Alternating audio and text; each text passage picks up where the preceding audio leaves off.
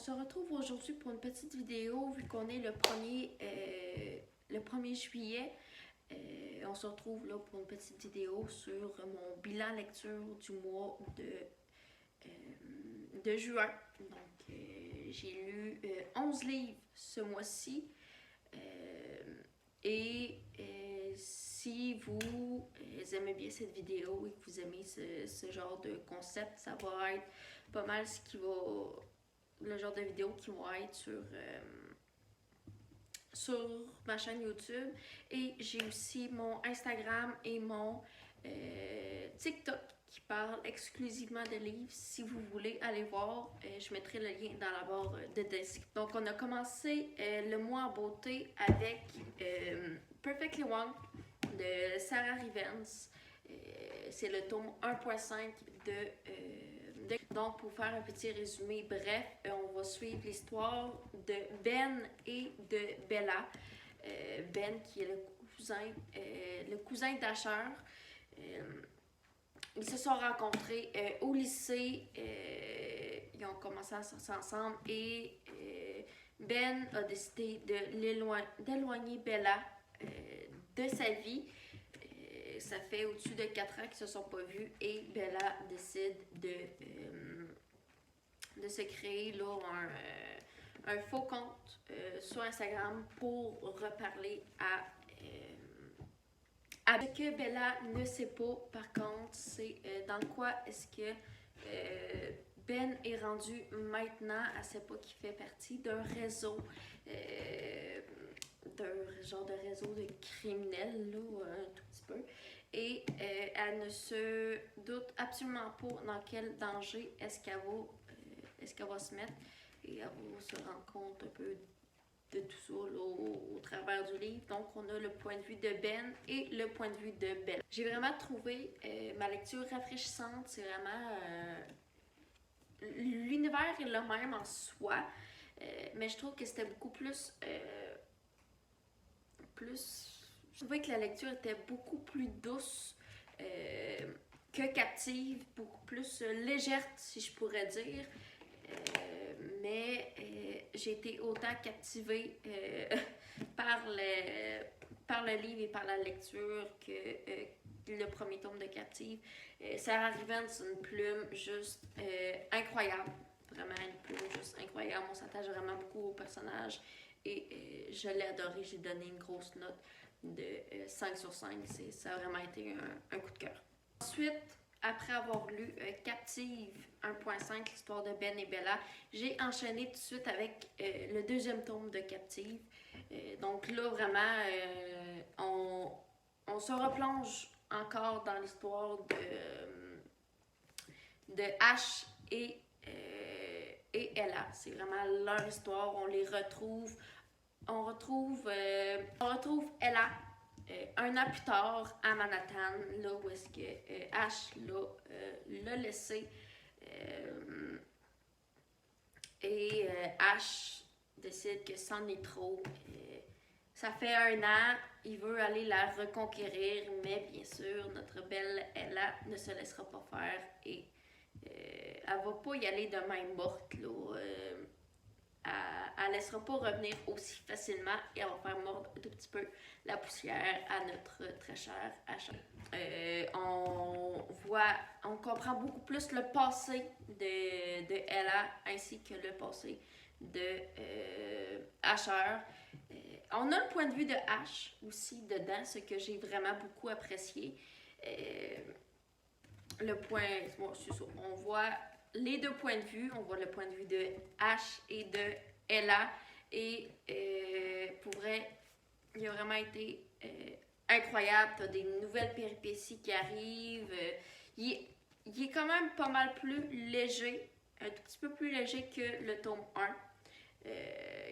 Que le tome 1. Il est beaucoup plus léger que le tome 1, sans aucun doute. En fait, léger, je me suis régalée, je l'ai lu en une seule journée. C'est dire à quel point que j'adore la plume de cette autrice. Pour vrai, j'y ai donné un 5 sur 5, léger, fluide, ça se lit vite, ça se lit bien. c'est vraiment une pépite, là. Je l'ai adoré. Ensuite, on a lu Ash is Falling from the Sky, le tome 1. Donc, dans Ash is Falling from the Sky, on retrouve Ash, ténébreux, mystérieux, se fout de tout le monde. Vraiment, c'était vraiment extraordinaire. J'ai vraiment adoré ma lecture. On retrouve Ash et Sky. Sky qui est vraiment, si je pourrais décrire le tempérament de Sky, je dirais qu'elle est brisée de la vie. Vraiment, on pense à Sky, on pense brisée de la vie. Elle est forte. C'est quelqu'un que je trouve qu'elle a vraiment une grande force de caractère et elle a vécu toutes les choses inimaginables qu'on peut vivre dans le fond, mais elle a réussi à passer par-dessus ça et elle rencontre Ash à une fête de pré-rentrée à l'université de Bloomington. Donc, ils se rencontrent et elle se dit, ok, lui, ça va être mon coup d'un soir, ça va être celui, un coup d'un soir, vraiment une relation sans lendemain, sans complications, rien. Mais ce petit coup de soir va être avorté assez vite et au fil des pages, on va voir Ash et Sky qui vont commencer leur petite partie. Partie que vous allez comprendre ce que c'est si vous lisez ce livre. Pour vrai, j'ai vraiment adoré ma lecture. Ça a été un gros coup de cœur pour ce mois-ci. Si vous n'avez toujours pas osé aller l'acheter, allez-y parce que c'est une vraie pépite. C'est incroyable. Ash is Falling from the Sky, le tome 2. Ici, on retrouve Ash et Sky. Je l'ai annoté. Je l'ai quand même annoté, pas pire, on le voit ici. Je l'ai vraiment beaucoup bien annoté. Là-dedans, on retrouve encore une fois Ash et Sky. Je peux pas vraiment vous en dire plus parce que ça va spoiler un peu le tome 1 de Ash is Falling from the Sky. Donc, je peux pas vraiment vous en dire plus dessus puisque ça va vous spoiler des intrigues. Mais on adore. Encore une fois, on adore la plume de Mathieu Hénin, est vraiment incroyable et il ne pouvait pas si bien et si mal finir le livre. Comment je peux, en essayant d'expliquer un peu ça, là, si bien finir parce que la fin, il ne pouvait pas écrire un meilleur tome 2 que celui-ci, même s'il m'a fait pleurer toutes les larmes de mon corps. Préparez-vous à pleurer, à rire, à être en colère, à pester. Préparez-vous à passer sur toutes sortes d'émotions parce que c'est ce qui m'est arrivé. Et je vous le conseille fortement, c'est vraiment incroyable. On a lu Just Wanna Be Your Brother de Nin Gormand et Mathieu Guibé, publié aux éditions Albin Michel. Just Wanna Be Your Brother, c'est le préquel de Ash is Falling from the Sky. Donc, c'est vraiment l'histoire avant Ash is Falling from the Sky, comme je viens de le dire. Là-dedans, on suit Zach. Zach, qui est le meilleur ami de Ash. Alors, on suit Zach et Ash dans leurs 4 premières années de lycée. Donc, on voit vraiment le passé de Ash tout en ayant seulement le point de vue de Zach. Donc, on voit vraiment l'évolution de l'amitié de Ash et de Zach. Le roman nous répond à certaines questions qu'on peut se poser dans la lecture de Ash is Falling from the Sky. Il est vraiment, comme toujours, la plume de Nin Gormand et Mathieu Guibé est exceptionnelle. Le livre te fait rire, le livre te fait rire, pleurer, te fait mettre en colère. Toutes les émotions y sont passées et la fin m'a brisé le cœur. Donc, pas de spoil, je vous spoil pas.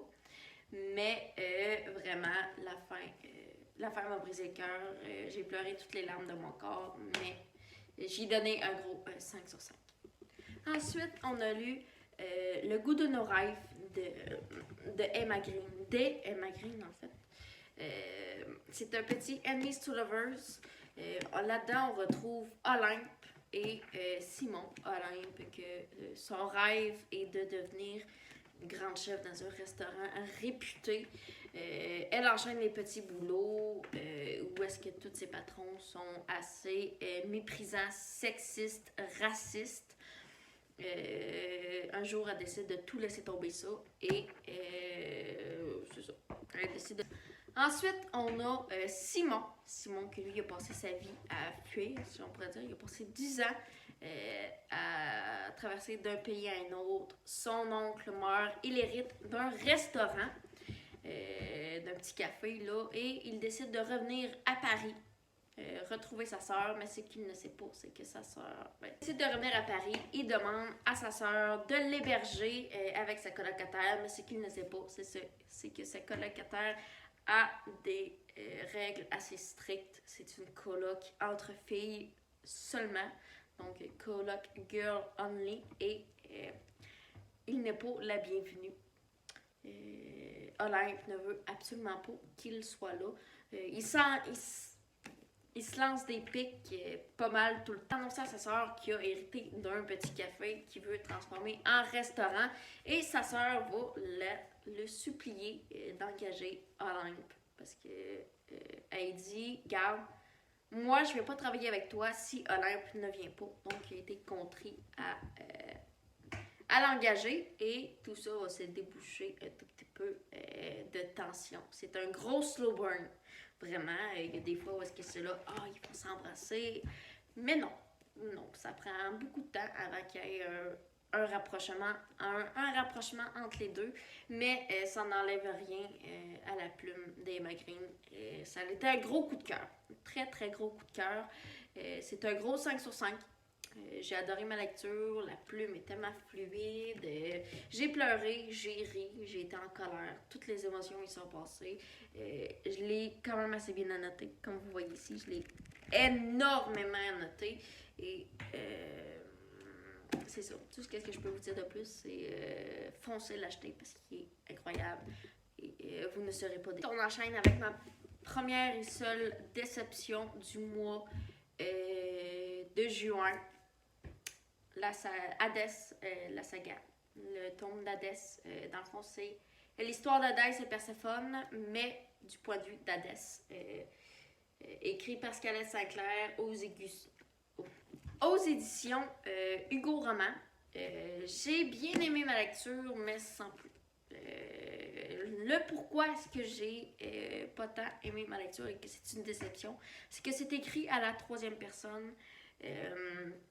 C'est vraiment le fait que ce soit écrit à la troisième personne et qu'il y a beaucoup, mais beaucoup trop de scènes de smut et d'allusions sexuelles dans le livre. Et ça a un peu plombé ma lecture, en fait. De quoi ça parle? C'est exactement la même histoire qu'Hadès et Perséphone. Même histoire. Exactement la même chose, sauf du point de vue d'Hadès. Donc, on a quelques petites bribes d'informations de plus, mais sans plus. J'ai l'impression d'avoir relu la même histoire, mais d'un point de vue différent. C'est ça. J'ai pas tant apprécié ma lecture. Bon point pour le livre, par contre, la couverture est vraiment très belle, mais sans plus. J'ai donné un 3,5 étoiles sur 5. Ça a été une très grosse déception ce mois-ci. En fait, j'ai rien. Ensuite, j'ai lu La nuit où les étoiles se sont éteintes de Neil Gaiman et Marie Alino aux éditions Albin Michel. Donc, dans ce livre, on retrouve Finn et Nate. Donc, on retrouve Finn et Nate. Finn qui a passé sa vie dans des familles d'accueil. Une mère en prison, un père inconnu, absent, qui n'a jamais connu en fait. Et il a passé sa vie à faire famille d'accueil jusqu'au jour où est-ce qu'il se fait jeter dehors de sa famille d'accueil et que son oncle décide de l'héberger chez lui. Il veut pas, il déteste ça, il s'est braqué à la première idée parce qu'il va être trop loin de sa mère qui est en prison, comme je l'ai dit un peu plus tôt. Donc, il est récalcitrant au tout début il va à une fête, il rencontre une fille, donc il décide de coucher avec la fille. Et ensuite, il s'en va. Et il se rend compte que c'est Kiera, je me rappelle plus trop du nom. Kenna. Donc il se rend compte que c'est Kenna qui est insupportable. J'ai détesté Kenna, pour vrai. Amorépile est tellement harcelante. Mais on retrouve Kenna. Donc, en tout cas, bref. Donc, Nate et Finn qui est sûr d'être hétéro à 100% et qui finalement, il faut se rendre compte que non. Je sais que j'ai pas l'air de bien vendre le livre, là, parce que je sais pas trop quoi dire à propos de ce livre-là. Ça fait que je l'ai lu au tout début du mois de juin, donc je me rappelle plus tant de l'histoire, mais c'était quand même bon. J'ai donné un 4 étoiles. Peut-être juste à cause de la hype qu'il y a eu sur le BookTok que j'ai moins aimé en fait ma lecture, mais j'ai quand même la fin tu passes comme trop d'une émotion à une autre, genre trop vite, donc c'est peut-être juste ça qui m'a un peu amoindri dans ma... Nous, les étoiles se sont éteintes de Nine Gormand et Marie Alino aux éditions Albin Michel. C'est exactement la même histoire que